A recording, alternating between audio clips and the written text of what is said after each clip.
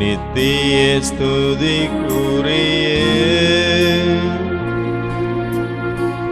பரிசுத்த நற்கருணைக்கு பக்தியாய் ஆராதனை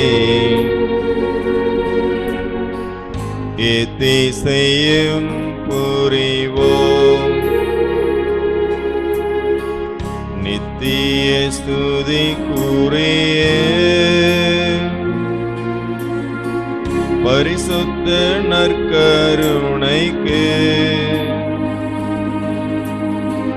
பக்தியாய் ஆராதனை எத்திசையும் புரிவோம். நித்திய ஸ்துதிக்குரிய பரிசுத்த நற்கருணைக்கு பக்தியாய் ஆராதனை எத்திசையும் புரிவோம்.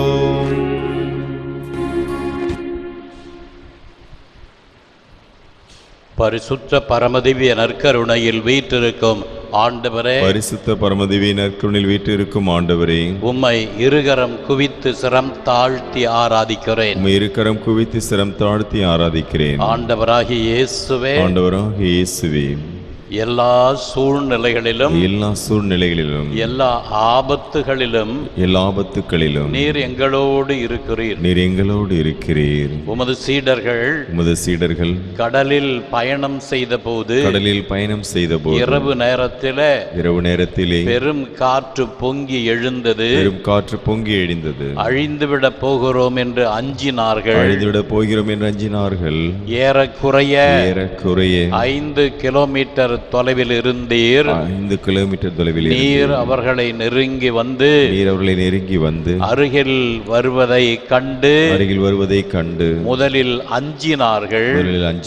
ஆனால் ஆண்டவர்தான் என்று அறிந்து அவர்கள் தைரியம் கொண்டார்கள். அதற்குள் கடல் பொங்கி எழுந்தது. அமைதியாயிற்று. இயேசுவே, உமது பிரசன்னத்தில் பொங்கி எழுந்த கடல் கூட அமைதி அடைந்தது. இயேசுவே, இவர்களும் அச்சத்திலிருந்து விடுபட்டார்கள். கடல் பொங்கியது போல இவர்கள் உள்ளங்களும் பொங்கியது. இயேசுவே, நீர் இருந்தால் எந்த கடலும் எந்த கொந்தளிப்பும் எங்களுக்கு எந்த தீங்கும் இழைக்காது. இயேசுவே, எங்களோடு இருந்து எங்களுடைய வாழ்வில் ஏற்படக்கூடிய எல்லா புயலையும், எல்லா துயரங்களையும், எல்லா காற்றையும், எல்லா கொந்தளிப்பையும் அடக்கியருளும்.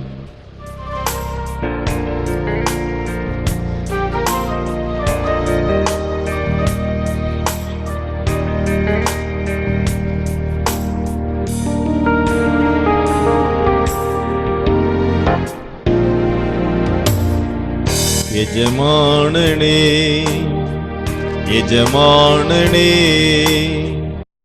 சேவைக்காய் என்னை அழைத்தீர். எஜமானனே,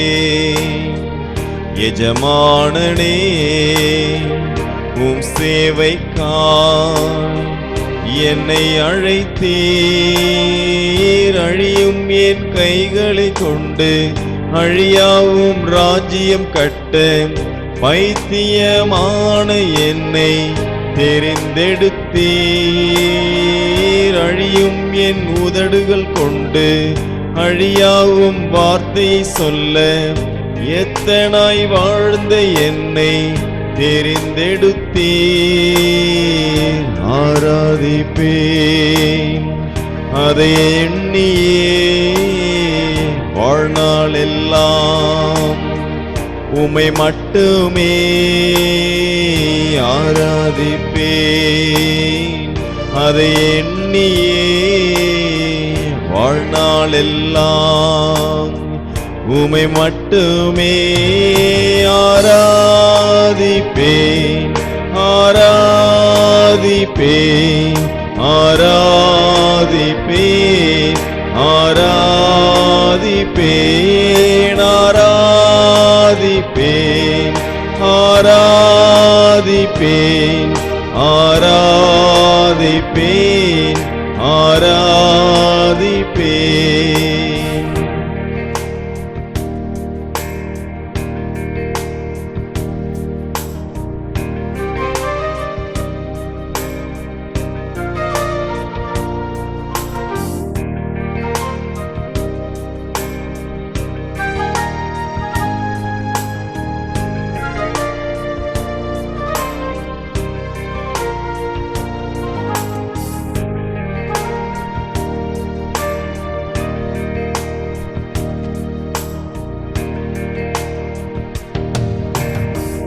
என்னில் என்ன நன்மை கண்டீர், என்னை அழைத்து உயர்த்தி வைத்தீர். என்னில் என்ன நன்மை கண்டீர், என்னை அழைத்து உயர்த்தி வைத்தீர். அழியும் என் கைகளைக் கொண்டு அழியாவும் ராஜ்யம் கட்ட வைத்தியமான என்னை தெரிந்தெடுத்தீர். அழியும் என் உதடுகள் கொண்டு அழியாவும் வார்த்தையை சொல்ல எத்தனாய் வாழ்ந்த என்னை தெரிந்தெடுத்தீர். ஆராதிப்பேன் அதை எண்ணியே வாழ்நாளெல்லாம் உமை மட்டுமே ஆராதிப்பேன் அதை எண்ணியே வாழ்நாளெல்லாம் உமை மட்டுமே ஆராதிப்பேன் ஆராதிப்பேன் ஆராதிப்பேன் ஆராதிப்பேன் ஆராதிப்பேன் ஆராதிப்பேன் ஆராதிப்பேன் ஆராதிப்பேன்.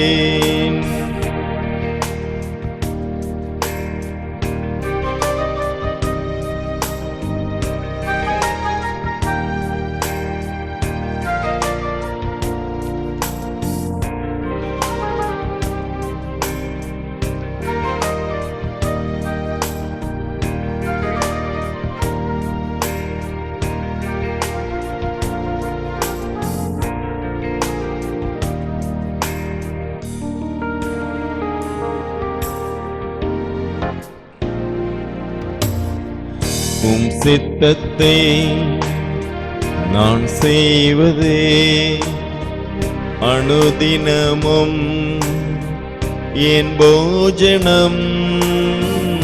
உம் சித்தத்தை நான் செய்வதே அனுதினமும் என் போஜனம். அழியும் என் கைகளை கொண்டு அழியாவும் ராஜ்யம் கட்ட பைத்தியமான என்னை தெரிந்தெடுத்தீர். அழியும் என் உதடுகள் கொண்டு அழியாவும் வார்த்தை சொல்ல எத்தனாய் வாழ்ந்த என்னை தெரிந்தெடுத்தீர். ஆராதிப்பேன் அதை எண்ணியே வாழ்நாளெல்லாம் உமை மட்டுமே ஆராதிப்பேன் அதை எண்ணியே வாழ்நாளெல்லாம் உமை மட்டுமே ஆராதிப்பேன் ஆராதிப்பேன் ஆராதிப்பேன் ஆராதிப்பேன் ஆராதிப்பேன் ஆராதிப்பேன் ஆராதிப்பேன் ஆராதிப்பேன் ஆராதிப்பேன் ஆராதிப்பேன் ஆராதிப்பேன் ஆராதிப்பேன் ஆராதிப்பேன்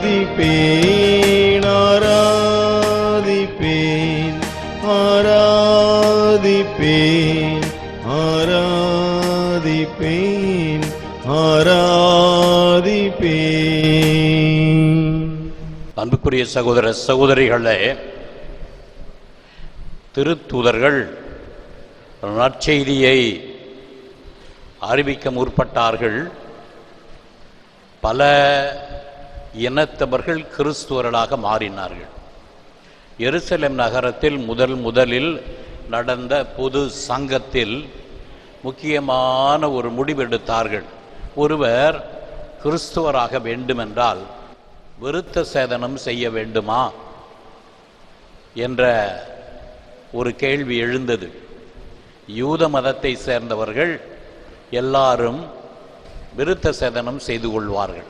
எனவே யூத மதத்திலிருந்து கிறிஸ்துவர்களான எல்லாருமே கிறிஸ்துவராக வேண்டும் என்று விரும்புகிறவர்கள் விருத்த சேதனம் செய்ய வேண்டும் என்று கருதினார்கள். அப்பொழுது பேதுருவும் விருத்த சேதனம் செய்ய வேண்டும் என்ற கருத்தை கொண்டிருந்தார். ஆனால் பாலஸ்தீன் நாட்டை விட்டு வெளியே மறை தூது பணிக்காக சென்றவர் பவுலடியார். எனவே பவுலடியார் அங்கே நற்செய்தியை அறிவித்து மற்றவர்களை கிறிஸ்துவ மதத்தில் சேர்க்க முற்பட்ட போது விருத்த சேதனம் செய்ய வேண்டும் என்று சொன்னதை பலர் ஏற்றுக்கொள்ளவில்லை. பல இனத்தவர்கள் பல நாட்டவர்கள் அதை ஏற்றுக்கொள்ளவில்லை. நாங்கள் கிறிஸ்துவர்களாக ஏன் யூத மதத்தின் நுழைவு சடங்கான விருத்த சேதனத்தை செய்ய வேண்டும், ஆகவே நாங்கள் அதை செய்ய மாட்டோம் என்று மறுத்தார்கள், தயங்கினார்கள். எனவே நற்செய்தி அறிவிப்பு பணியில் ஒரு பெரிய தடை ஏற்பட்டது. ஆகவே பவுலடியார் அவர் ஒரு திறந்த மனதோடு கூறுகிறார், திருமுழுக்குதான் கிறிஸ்துவனின் நுழைவு சடங்கு. அப்படி இருக்க யூத மதத்தின் நுழைவு சடங்கான விருத்த சேதனத்தை ஏன் செய்ய வேண்டும்? திருமுழுக்குதானே விருத்த சேதனத்துக்கு சமம். எனவே விருத்த சேதனம் செய்ய வேண்டாம் என்று இவர் வாதாடினார். கடைசியில் முதல் திருச்சபையினுடைய பொது சங்கம் எருசலேமில் கூடிய போது எல்லா திருத்தூதர்கள் மற்ற அனைவரும் சேர்ந்து விவாதித்து விருத்த சேதனம் தேவையில்லை, திருமுழுக்குதான் ஒரு கிறிஸ்துவனின் நுழைவு சடங்கு என்று முடிவெடுத்தார்கள். இதனால் பல இனத்தை சேர்ந்தவர்கள் கிறிஸ்துவ மதத்தில் சேர்ந்தார்கள். ரோமையில் எருசலேமில் மட்டும் ஏறத்தாழ பல்லாயிரக்கணக்கான கிரேக்கர்கள் கிறிஸ்துவ மதத்தை தழுவினார்கள். இப்படி இருக்க இந்த திருத்தூதர்களிடம் ஏராளமான நன்கொடைகளை கொடுத்து ஏழைகளுக்கு வழங்க சொல்லுவார்கள். எனவே ஏழைகளுக்கு உணவு வழங்குகிற பணியை இந்த திருத்தூதர்கள் செய்தார்கள். அவ்வாறு உணவு வழங்குகிற போது சில பிரச்சனை, எங்களுக்கு உணவு வழங்குவதில்லை என்று கிரேக்க பெண்கள், கிறிஸ்துவர்களான கிரேக்க பெண்கள் முறையிட்டார்கள். எங்களை கவனிப்பதில்லை, யூத பெண்களுக்கு உணவு வழங்குகிறீர்கள், எங்களுக்கு நல்ல உணவு வழங்குவதில்லை என்று அவர்கள் முறையிட்டார்கள். அதனால் திருத்தூதர்களே நேரடியாக பந்தி பரிமாறுகிற பணியை செய்ய ஆரம்பித்தார்கள். இப்படி பார்க்கும்போது அவர்களுடைய திறமை, ஆற்றல், நேரம் எல்லாம் இந்த உணவு பரிமாறுவதற்கே அதிக நேரம் செலவாகிவிட்டது. அதனால் இறைவார்த்தையை போதிக்க போதிய அளவு அவர்களுக்கு நேரம் கிடைக்கவில்லை. இதனால் திருத்தூதர்கள் சிந்திக்கிறார்கள், என்ன செய்ய வேண்டும்? பந்தி பரிமாறுவது முக்கியமா இறை வார்த்தையை போதிப்பது முக்கியமா? இறை வார்த்தையை போதிப்பதற்கு போதிய நேரம் கிடைக்கவில்லையே என்று அவர்கள் சிந்தித்தார்கள், ஜெபித்தார்கள். கடைசியில் அவர்கள் ஒரு முடிவுக்கு வந்தார்கள். நல்ல பக்தியும் நம்பிக்கையும் உடைய 7 பேரை தேர்ந்தெடுத்து திரு தொண்டர்களாக அவர்களுக்கு திருநிலைப்பாடு கொடுத்தார்கள்.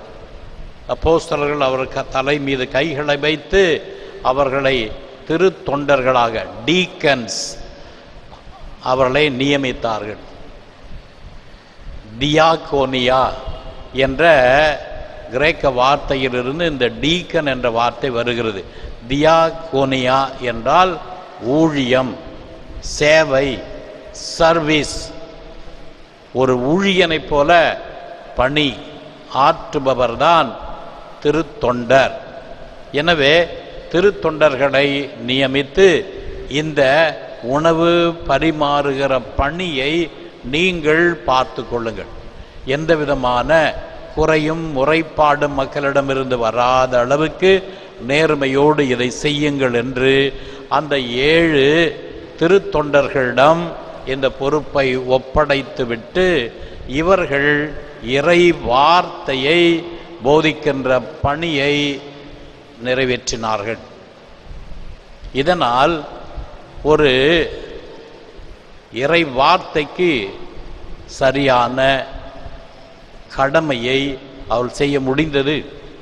இறை வார்த்தையை போதிப்பதை தியாகம் செய்துவிட்டு உணவு பரிமாறுவதற்கு அதிக நேரத்தை செலவிட இந்த திருத்தூதர்கள் விரும்பவில்லை. மிக முக்கியமானது நற்செய்தி அறிவிப்பு. எனவே இறை வார்த்தை போதிப்பதா, உணவு பரிமாறுவதா, எது முக்கியம்? இறை வார்த்தையை போதிக்க இறைவன் நம்மை அழைத்தார். ஆகவே அந்த பணிக்கு நம்மை அர்ப்பணிப்போம். இந்த பரிமாறுகிற பணியை திருத்தொண்டர்கள் செய்யட்டும் என்று அவர்கள் நியமித்தார்கள். இப்படியாக அந்த தொடக்க கால திரு அவையில் இருந்த சிக்கலை அவர்கள் தீர்த்தார்கள். அன்புக்குரியவர்களை, இப்படிதான் நம்முடைய வாழ்க்கையிலும் ஞான காரியம், கடவுளுக்கு நாம் செய்ய வேண்டியது ஆன்ம காரியம், அதற்கு நேரத்தை ஒதுக்குகிறோமா?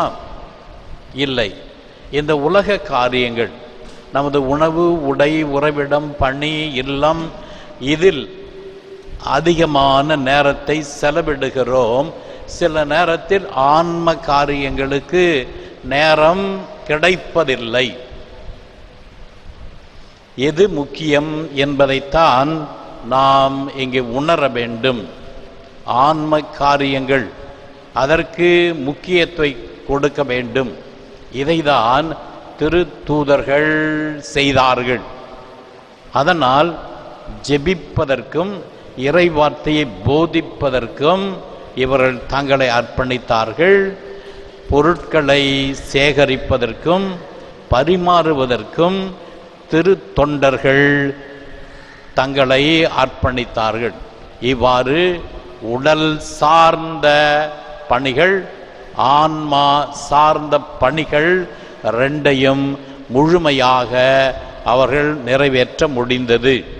இதைப்போல நம்முடைய வாழ்க்கையில் உடல் சார்ந்த காரியங்களுக்கு அதிகமான நேரத்தை செலவிட்டுவிட்டு ஆன்மா சார்ந்த காரியங்களுக்கு நேரத்தை ஒதுக்காமல் விட்டுவிடுவது முறை அல்ல.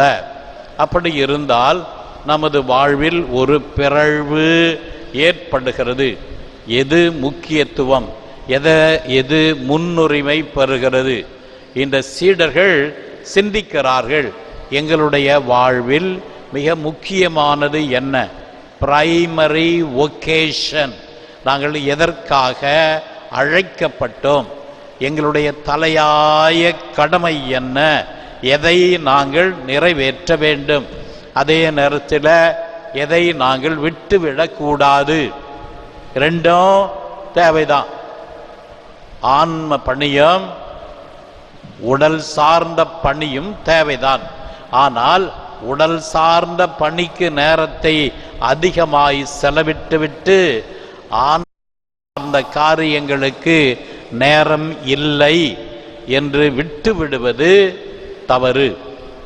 இதனால்தான் பிரைமரி ஒகேஷன், நம்முடைய வாழ்க்கையில் எது மிக மிக முக்கியமானது, நான் செய்ய வேண்டிய மிக முக்கியமான காரியம் எது, என்னுடைய வாழ்க்கையில் முன்னுரிமை பெறுகின்ற செயல் எது, எதற்கு நான் அதிக முன்னுரிமை கொடுக்க வேண்டும், எதற்கு இரண்டாவது உரிமை தர வேண்டும், அதன்படி முன்னுரிமை தர வேண்டியவைகளுக்கு முன்னுரிமை தருவோம். அடுத்ததாக இரண்டாவது இடத்தில் இந்த உடல் சார்ந்த காரியங்களுக்கு நேரத்தை ஒதுக்குவோம். இதுதான் மிக முக்கியமானது. அதனால் உடல் அழிந்துவிடும், ஆன்மா அழியாது. அழியாத ஆன்மாவை பேணி காக்காமல் அழிந்து போகிற உடலை பேணி காத்து அதற்கே வாழ்நாள் முழுவதும் செலவிடுவது முறை அல்ல. அதனால்தான் இயேசு சொன்னார், முதலில் விண்ணரசை தேடுங்கள், மற்றதெல்லாம் உங்களுக்கு கூட்டி கொடுக்கப்படும். மோட்சத்துக்கான காரியங்கள், ஞான காரியங்கள், இதில் அதிகமான நேரத்தை செலவிடுங்கள். உடல் சார்ந்த காரியங்கள் தானா கடவுள் நமக்கு கொடுப்பார். எனவே ஆண்டவராகிய இயேசுவே, இதோ ஆன்ம காரியங்களுக்கு முன்னுரிமை கொடுக்க எங்களை அழைக்கிறீர். நாங்கள் அதிகமான நேரத்தையும் திறமையையும் உடல் சார்ந்த தேவைகளை நிவர்த்தி செய்ய செலவிடுகிறோம். ஆன்ம தேவைகளையும் ஆன்ம காரியங்களையும் சில நேரத்தில் ஒதுக்கி விடுகிறோம். ஆண்டவரே, ஆன்ம காரியங்களுக்கு முன்னுரிமை கொடுக்க எங்களுக்கு வரம் தாரும். ஆமென்.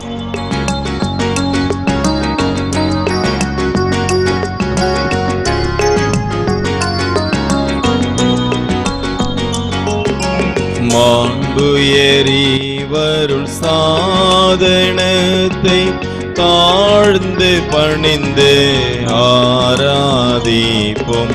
பழைய நியம முறைகள் அனைத்தும் இனி மறைந்து முடிவு பெறுக.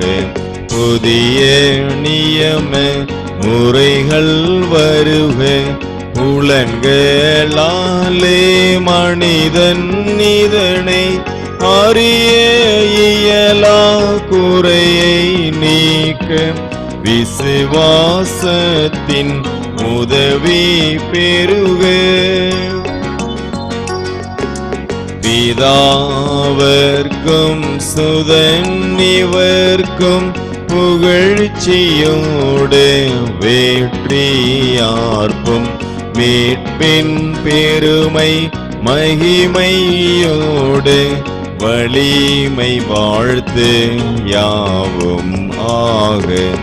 இருவரிடமாய் வருகின்றவராம் தூய ஆவியானவர்க்கும் அளவில்லாத சம புகழ்ச்சி என்றுமே உண்டாகுக.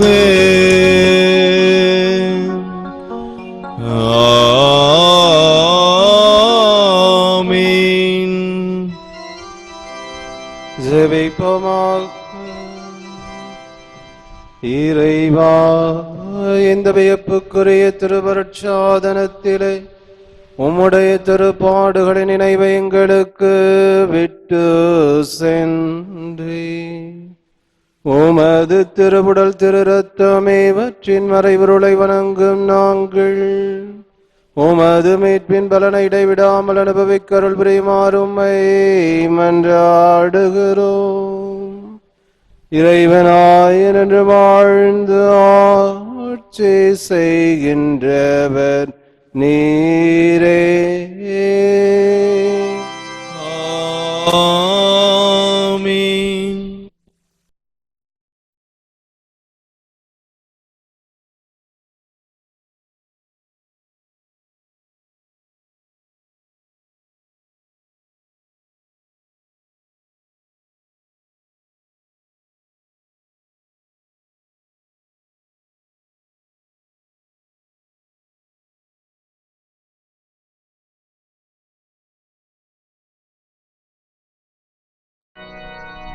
தந்தை மகன் தூய ஆவியின் பெயராலே ஆமென். நம் ஆண்டவராகிய இயேசு கிறிஸ்துவின் அருளும் கடவுளின் அன்பும் பரிசுத்த ஆவியின் நட்புறவும் உங்கள் அனைவரோடும் இருப்பதாக.